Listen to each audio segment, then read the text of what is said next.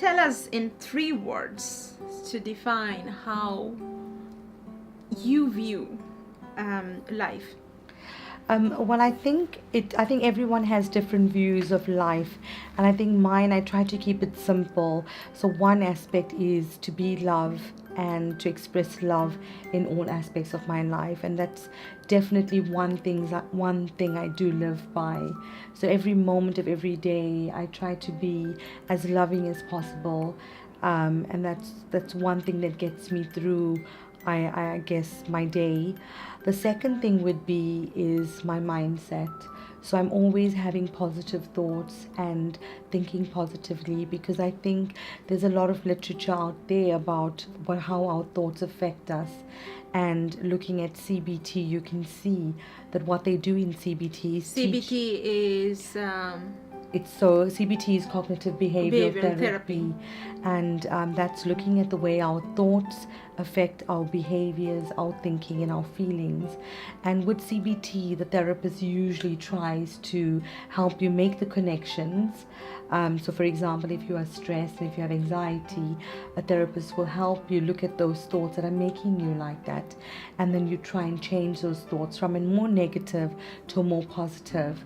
So, the second thing I do live by is by my thoughts. So, I do try to keep my thoughts as positive as much as possible throughout my day, and even when I'm faced with challenges, I try to change it from a more negative to a positive way.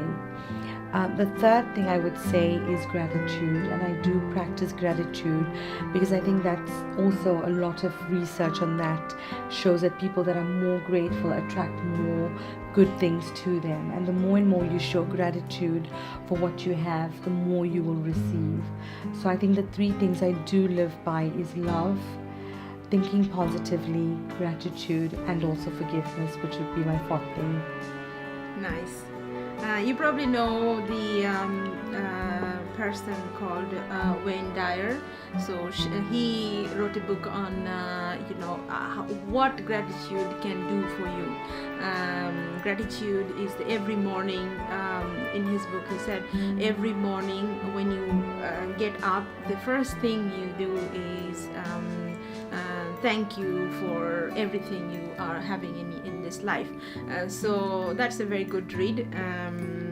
Yes, I am familiar with Wayne Dyer, and yes, his books are brilliant. He's written about this and so many other people as well, and it is something I do practice on a day-to-day basis. So now let's, I think the audience got to know you a little bit, and let's go to the beef of this interview. I just for your information, I'm just saying I live in London, so I have come all the way here in Milton Keynes. This is taking place in Milton Keynes, where she lives. So I have come here to do this interview. I think stress is very important, and when stress, we don't do anything about it, and the stress builds up and it develops into anxiety, and you don't even know that you are having anxiety, and that affects your life. There are many types of anxieties: phobia, social anxiety, general anxiety disorder, panic attack. So these there are different types. So today we are particularly going to talk about social anxiety disorder. So let's break it down. So would you like to tell us what is stress? How do you define stress or a stressful situation, and then how anxiety develops from stress?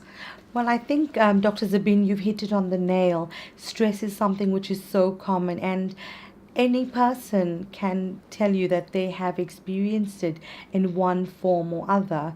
And like you said, you explained about how stress, if it's not dealt with, it can develop then into more difficult conditions and more serious mental health issues like social anxiety and other anxiety problems like social phobias, panic disorder, generalized anxiety disorders, specific phobias, OCD, obsessive compulsive disorders, and then also things like depression as well.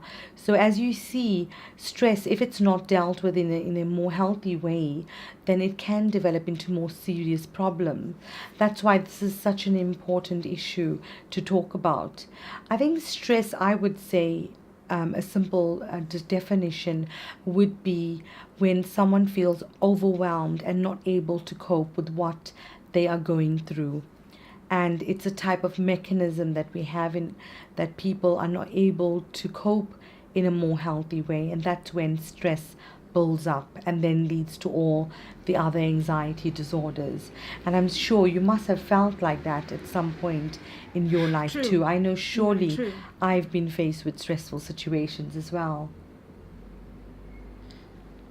So how anxiety develops from this many little stressful situation, then I believe that anxiety develops from there. But can you tell us from where about the brain we were we were going to bring a model, but I will show you.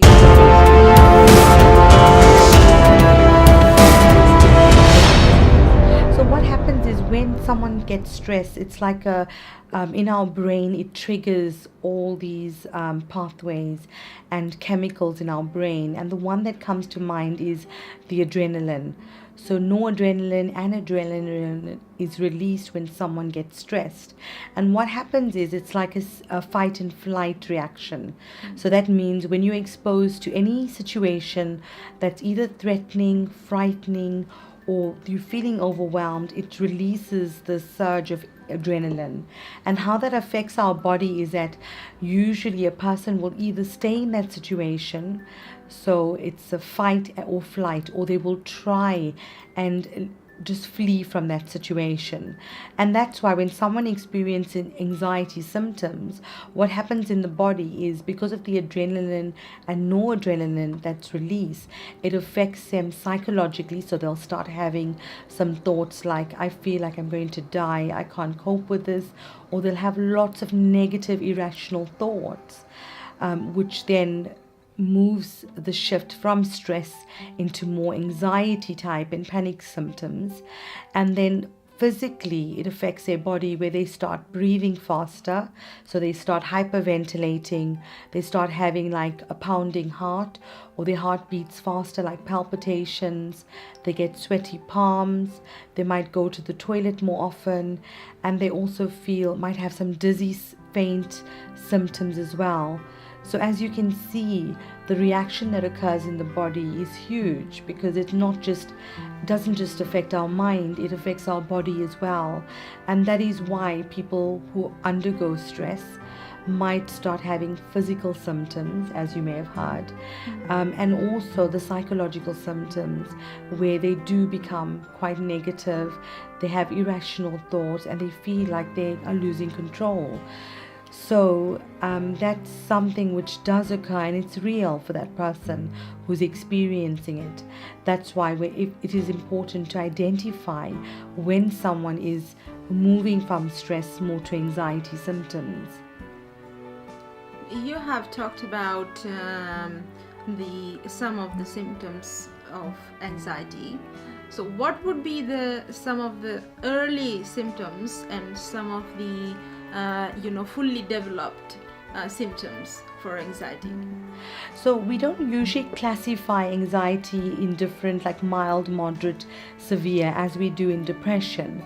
But I think the early signs would be like when someone just starts, when they're in a situation, they might feel really uncomfortable, and they might have some physical symptoms. So like I mentioned, they might start having problems with their breathing, they might feel sort of panicky, their heart might beat faster, and then later on it can develop to such an extent that they actually start avoiding those situations. So I think that's when it becomes more like a social anxiety, where because of the anxiety symptoms they're experiencing, which is so distressing for them, and very real, I might add, that it affects him to the extent that they start avoiding any social situations, whether it's just meeting a friend for a meal out, just phoning someone, or going for a work function. It can become very distressing to the person, to the extent that they eventually will not be able to go out of their home, like agoraphobia, and also they might end up just being fearful of going in any situation, becoming housebound, and also experiencing anxiety that they cannot leave their home, and it affects all aspects of their life.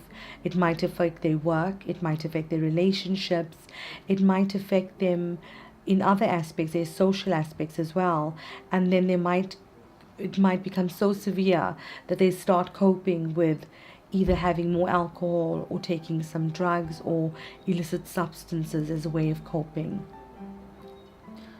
Right.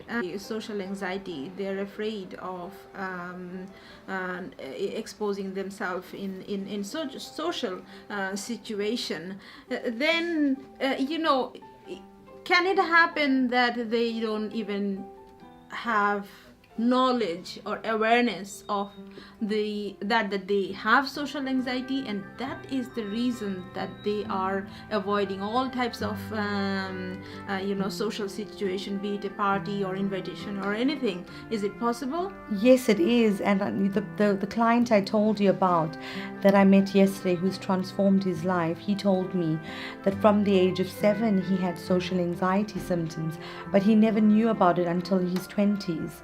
So it is possible that people are going through this on a day-to-day basis, not even knowing that they have this intense fear, and that the label is that they have a mental health disorder like social anxiety disorder.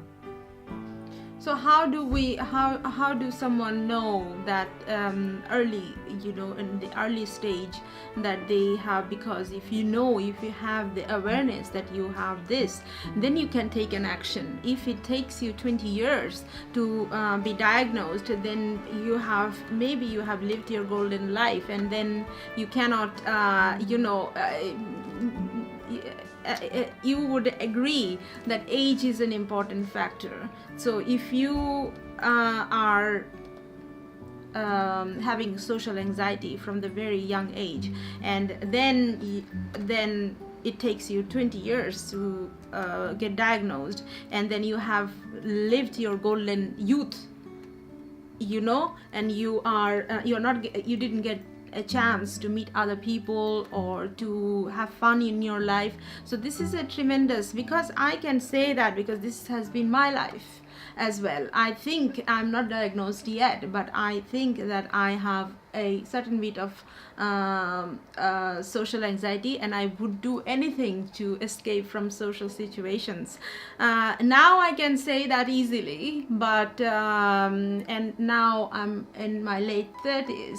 I was like that from the very beginning, from very young age, and I never realized that this is the exact reason why I am unable to go to parties or invitations. So I'm sure there are many other people who are who have this social anxiety, and people around you, they don't realize either, and they say that because they don't have awareness about this social anxiety, and they think that this person is behaving weird. I think you would agree. Yes, I totally agree with what you're saying, Dr. Zabeen. And thank you for sharing your story, because I think it's so important that because you have an understanding of what you've gone through and how difficult your journey has been for you, now that you are able to identify you have a problem and that there's help out there, that you can get the help that you need. And I think you're doing amazing, even though despite your social anxiety, you're still able to do so much and share so much with other people. So I must praise you for that. Thank you very much. I sought help Yes. And I had rapid transformational therapy by Rosalind Palmer, and I think that transformed my the way I view it, and that enabled me to pinpoint that this is what you I was asking myself, why is it, I never had any answers, but now I know the answers. So to be able to understand that what is it that is holding me back, that's the main thing, I think. And then the rest is easy. You do the hard work, I can do the hard work, and then the rest is easy. Yes, I think your journey and your success story through transformational therapy, I know you've told me a bit about it, and I think it's absolutely amazing. And therefore, I'd encourage people like you and others to do transformational therapy, because it's a lot like CBT, and it's definitely I've seen and heard a lot of success stories like yourself. Thank you very much.